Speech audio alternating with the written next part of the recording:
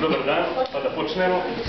Velika mi je čast i zadovoljstvo pozdraviti vas u ime Linux korisničkog kluba Crne Gore i dobrodošli na prvu prezentaciju Ubuntu Linuxa, isto u Crnoj Gori. Ovom prilikom želio bih da se zahvalim, iako nije prisutan, dekanu, profesoru doktoru Predragu Stanišiću, što nam je omogućio da se ova prezentacija baš održi u ovoj sali. Zahvalnost dugujemo i našim sponzorima koji trenutno nisu prisutni, Comtech Shopu i Logitu, i naravno našim predavačima iz lokalnog koordinacionog tima za Ubuntu Linux u Srbiji, Dušan i Lajko. Počećemo. Još jedan dobar dan i dobrodošli. Moje ime je Dušan Nedeljković. Ja sam jedan od administratora Ubuntu lokalne zajednice u Srbiji i danas ću vam pričati o slobodnom softveru. Šta je to slobodan softver, šta je Linux, šta je Ubuntu i vidjet ćete neke od beneficija koje će ja opet ne staviti. Evo ovako, da počnemo. Šta je slobodan softver? Da li postoji uopšte neslobodan softver? Znači, ovdje se ne priča o ceni, o novcu, znači ovdje se priča o slobodi. Šta karakteriše slobodan softver? Koje su to 4 bitne karakteristike koje definišu slobodan softver? Na početku, softver koji je slobodan, prva sloboda, vam garantujete da možete da koristite softver kako hoćete, koliko hoćete, na koji god način hoćete. Bilo to za edukacione svrhe, za poslovne, za privatne, multimedijalne. Imate slobodu da radite sa svojim softverom šta hoćete i kako hoćete. Pitanje će biti na kraju predanja. Druga sloboda, otvoren kod. Za većinu vas koji se ne bavite programiranjem, otvoren kod ne znači puno. To je ono što programeri radi i piše da bi softver radio. Kada je kod otvoren, to znači da svako na celoj planeti sme bez bilo kakvih restrikcija da otvori taj kod, da pročita, da vidi, da shvati kako je taj program napisan i da ga dodatno unapređuje. Treća sloboda je kopiranje softvera. Znači, u Srbiji i u Crnoj Gori, moram dodati, se vrlo često mešaju dva pojma. Kopiranje nije isto što i piraterija. Znači, kopiranje je legalna distribucija softvera koja je podržana, znači sme da se kopira. Sloboda kopiranja softvera nije tu standardna, znači ne očekuje se da svaki softver sme da se, da kažem, kopira. Znači nije okej kada vi uzmete disk i kada, ne znam sad, stavite recimo Photoshop i date svom drugaru. To nije okej, to je totalno protivzakonito. Postoje velike finansijske kazne, postoje zatvorske kazne. Znači ja ne želim da idem u zatvor da sam dao nekome jedan CD sa nekim softverom, to totalno nije cool. Ono što mi garantujemo sa našim softverom, o kome ćete danas čuti, i da smete da ga kopirate, apsolutno zakonski smete da kopirate u 1, u 1000, u 5000 primjeraka i date bilo kome. Bilo da on privatno lice, pravno lice, znači slobodan softver smete da kopirate. I ne samo smete, nego i podržavamo vas da kopirate, širite dalje i dođete do što više korisnika. I sada, četvrta i posljednja sloboda, još jednom koja vama kao programerima ne znači puno, ali zašto je bitno da shvatite da možete to da radite, je dalje unapređenje, znači softver. Ako setite druge slobode da je kod otvoren, ja na primjer uzmem softver koji je meni izuzetno dobar i kvalitetan, ali mi fali podrška za naša slova, znači za naša š, slova. Ja kažem firmi, molim vas, ja sam kupio od vas za 25.000 € softver, možete samo dodate podršku, ja kažu ne, nama se to ne isplati, mi u našem biznis planu nećemo to da imamo, da li meni treba, ja ne mogu da unosim imena svojih klijenta, ja sam u velikom problemu, pa kažu pa znate, da ne biste bili u problemu, ako koristite slobodan softver, vi zbog otvorenog koda imate pravo da sami otvorite, ako ne umete, platite nekog programera koji ume i on će vam to raditi, on će proširiti softver za vas, ali ono što morate shvatiti da imate slobodu da to radite. Znači, tuđe softvere, znači zatvorene, neslobodne aplikacije ne smete menjati, čak ni za takve sitne stvari. Mogu da vas tuže da vam uzmu 5 puta vrednosti tog softvera samo za sitnu izmenu. Znači, to su 4 osnovne karakteristike slobodnog softvera. Smete da koristite kako hoćete, kad hoćete, otvoren je kod, smete i trebate da ga kopirate dalje među svojim prijateljima i smete da ga unapređujete i modifikujete kada želite i kako želite.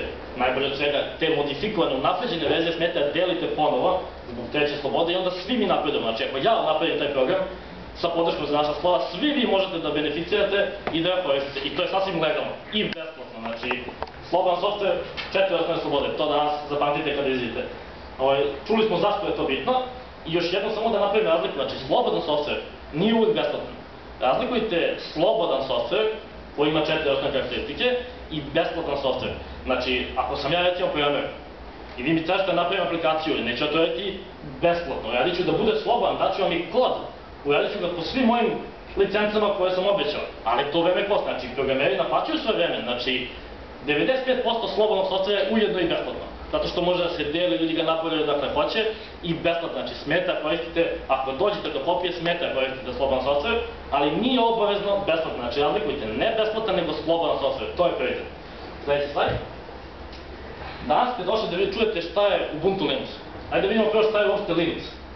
GNU Linux, znači nije aplikacija, nije program. Aplikacije su ono što koristite u svakodnevnom radu, znači za brauzovanje, za chat na internetu, za slanje e-mailova, za gledanje filmova, slušanje muzike, to su aplikacije. Linux je operativan sistem. Podloga, za vas to je nevidljivo. Konkretno vi nikad nećete raditi sa Linuxom na njemu, znači vi ga koristite za rad vaših aplikacija, a on je vama samo dobra podloga. Znači konkretno, kada ja počeo pričam sa mojim drugarima u Evropi, ja ne želim da koristim neku podlogu, meni treba aplikacija koja je stabilna, koja je dobra, koja je slobodna, setite se 4 slobode, ali da bi ona radila, ona mora da ima dobru osnovu, znači dobru podlogu. Linux je operativni sistem koji komunicira sa vašim hardverom, sa vašim računarom i vašim aplikacijama. Drugim rečima, vi možete imati najbolje aplikacije na svetu. Slobodne, neslobodne, besplatne ili skupo plaćene. Ako imate lošu osnovu koja je bagovita, koja često pada, koja pravi greške, kao neki drugi operativni sistemi koji što ne moramo da navodimo, nije ni bitno, vama te aplikacije dosta slabo rade. Znači, da bi imali dobre aplikacije, morate imati dobru osnovu. Linux je operativni sistem, on komunicira između vašeg računara i vaših aplikacija i vrlo je stabilan. Ponavljam, Linux je slobodan softver, znači on ispunjava ona 4 kriterijuma, svako može da ga menja. Svako može da ga napređe, besplatan je, možete ga nabaviti, danas smo za vas pripremili ovde oko 50 diskova da ga probate, apsolutno besplatno, za vas u tu diskovi uzmite, probajte, odnesite kući i probajte Linux.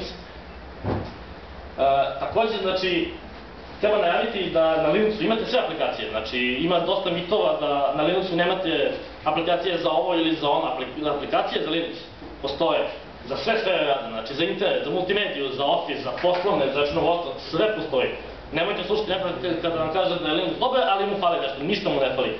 Ima čak i igrice, ima oko barem, ja se izvinjam, ima barem oko 16 i nešto hiljada igrica za Linux, znači kada ja kažem nema igrice, odnosno ima, možda nisu najnovije, skupe, plaćene 3D igrice, ali postoje i sve će ih više biti, znači nemojte da povedete to, znači konkretno za vas, Linux treba da vam služi samo kao dobra platforma između vašeg računara i vaših aplikacija koje svakodnevno koristite. Ako može sljedeći slajd. Konkretno čuli ste šta je Linux, to je operativni sistem. Ok, a šta je sad Ubuntu? Danas smo svi došli kao predstavnici Ubuntu zvaničnog tima, ali šta je Ubuntu? Šta je Linux? To se sad već meša. Ubuntu je samo jedna od verzija Linuxa. Znači, kao što postoji automobili, postoji puno marki automobila, znači da ne navodim Mercedes, Audi, Fiat, bilo šta, tako postoji Linux i puno distribucija. To se zove distribucija, verzija, samo jedna od marki.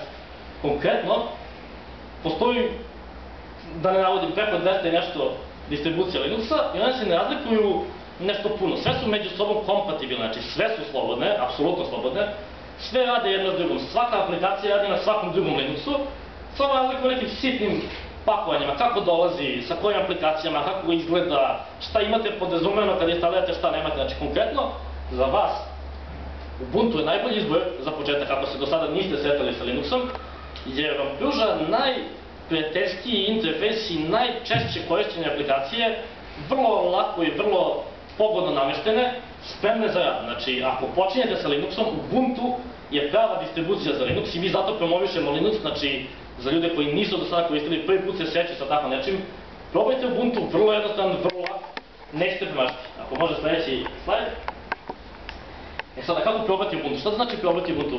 Danas su tu diskovi, vi ćete uzeti diskove i šta da radim sa diskom, da ubacim ga u svoj neki drugi operativni sistem i to neće raditi ili će raditi, nije bitno, šta da radim s tim? Niko od vas ne očekuje da se odreknete do sada postojećih fajlova, filmova, pesama, svega što imate drugova na internetu, ne, naprotiv, svašta. Ne očekujete da batalite sve što imate sada na kompjuteru i da odjedanput probate neku evoluciju, to je napravno, to niko ne vole raditi. Ja nisam tako počeo. Znači, od vas očekujemo da samo probate, bezbolno, bez gubitaka podataka koje sada imate. Znači, postoji mnogo načina da se to radi. Virtualna mašina, sistem unutar sistema. Postoji nešto nevjerovatno, live disk. Šta je live disk? Koji danas možete da uzmete. Svako od vas će dobiti prvu kopiju.